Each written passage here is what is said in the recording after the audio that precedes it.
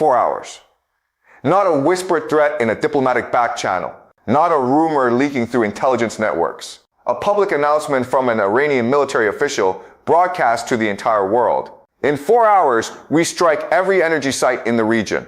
Oil refineries, gas fields, LNG terminals, desalination plants, export ports, power grids, every artery that keeps the modern world breathing. Iran put all of it on the target list, simultaneously, with a countdown clock. And here's what makes that 4-hour window more dangerous than the missiles themselves. Markets were about to open. Trump understood instantly what that announcement would do to oil the moment trading began. So he ran to a microphone. Big attack coming. Major operation. America is taking control of the Strait of Hormuz. It wasn't a military briefing. It was a performance, a desperate attempt to talk crude prices down before the opening bell by manufacturing the impression of control. America does not have control. Here's what actually ignited that 4-hour clock. America struck Iran's oil infrastructure. Not a surgical tap, a devastating assault.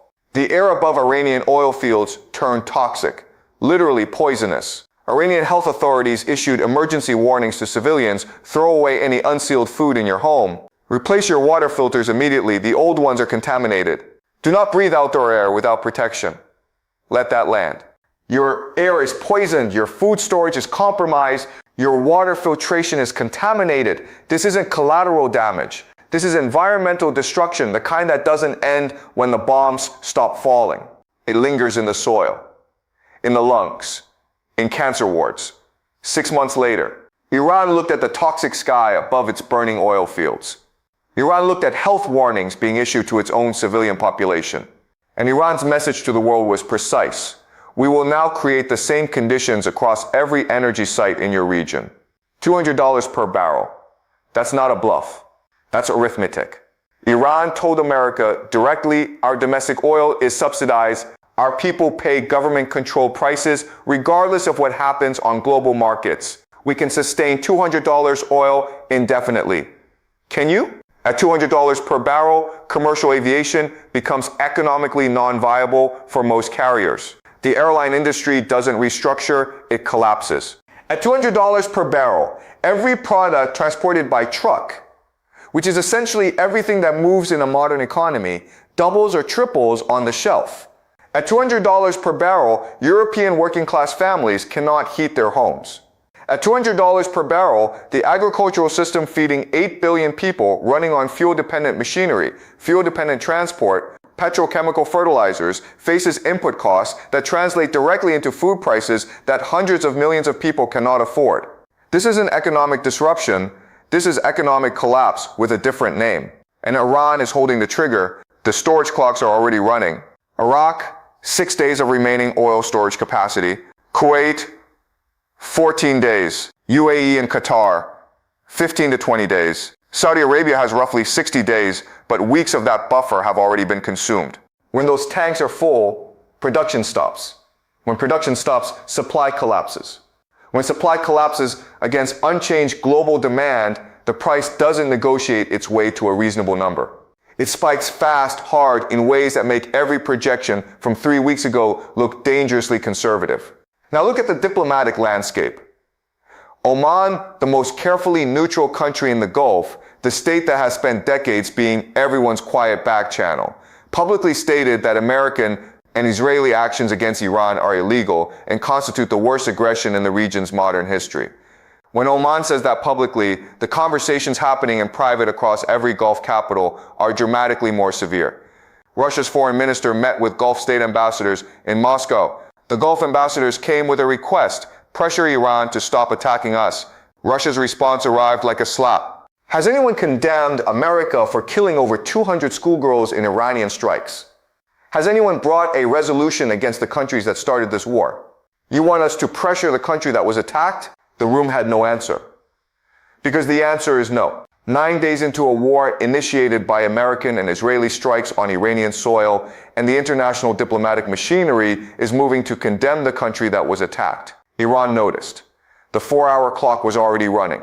Consider what's reportedly on the table in Washington. Delta Force commandos inserted into Iranian territory.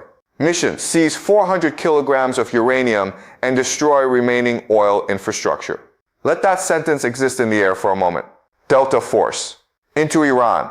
While Iran operates 31 military command centers simultaneously, while Iran fields active hypersonic missiles, while Iran commands a military that has spent 40 years designing specific scenarios for American ground force incursion, this is the same Iran that in 9 days destroyed half of America's regional Patriot defense systems, forced a carrier group to retreat, eliminated a billion-dollar radar installation, and sustained offensive operations across 6 countries, while absorbing American and Israeli airstrikes on its own soil. The Delta Force option isn't a military plan. It's what the room reaches for when the actual military options have run out. China said something in the early days of the Gaza war that analysts dismissed as fence-sitting. China refused to condemn Israel directly. Instead, Beijing kept repeating the same line. The root cause of all of this is America. Remove American support, and Israeli military operations become impossible. Address the root cause. The world criticized China for not taking a stronger position. Now, look at where we are. American bases across the Gulf severely damaged. American defense systems depleted. American carriers in retreat. American domestic opposition at 90%.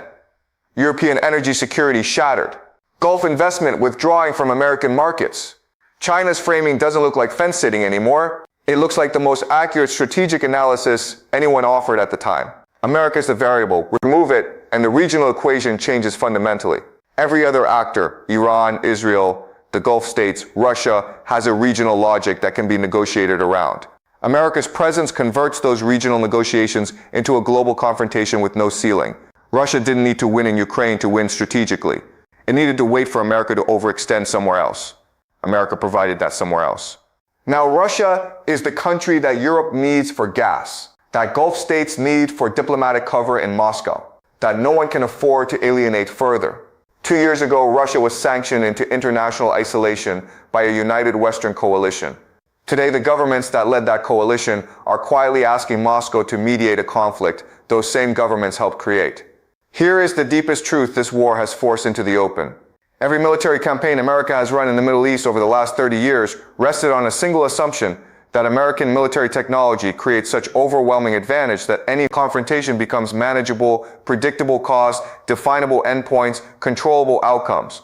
That assumption has now been tested against a real adversary, one with real preparation, real technology, real institutional resilience, real domestic cohesion. The assumption failed. Not failed in the sense that America lost every military exchange. The strikes on Iranian targets caused real damage. It failed strategically. The objective was Iranian collapse, Iranian capitulation, internal Iranian revolt. None of those things happened. Iran absorbed the damage, maintained its command structure, continued offensive operations, escalated from cheap drones to hypersonic missiles, and is now threatening to target every energy site in the Gulf simultaneously. The campaign did not achieve its objectives, and the cost of that failure is not being paid by the people who made the decisions. It's being paid by workers in Dubai who lost their jobs overnight, by migrant laborers who couldn't get flights home, by European families watching energy bills rewrite their household economics, by Iranian civilians breathing toxic air, by Israeli citizens whose government can no longer guarantee that missile warnings will arrive before the missiles do.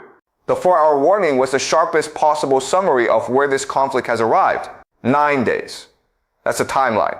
In 9 days, America's regional defense architecture severely degraded. Gulf investment fleeing American markets. Oil approaching prices the global economy cannot sustain. Toxic air over Iranian cities. Water infrastructure under threat. Oman condemning the war publicly. Russia blocking the diplomatic path. Europe in energy crisis. And Iran is saying clearly the real strike, the one targeting every energy site in the region simultaneously, hasn't happened yet. The 4 hours passed, the markets opened, the oil price moved, and the world that existed before this war, the one where American military presence was assumed to be stabilizing, where Gulf cities were the world's safest, where energy prices were a policy variable rather than a countdown clock, that world is not coming back. What comes next depends on a decision that has been available since day one. The same decision that becomes harder and more expensive with every passing hour, and more unavoidably necessary with every barrel that ticks toward $200.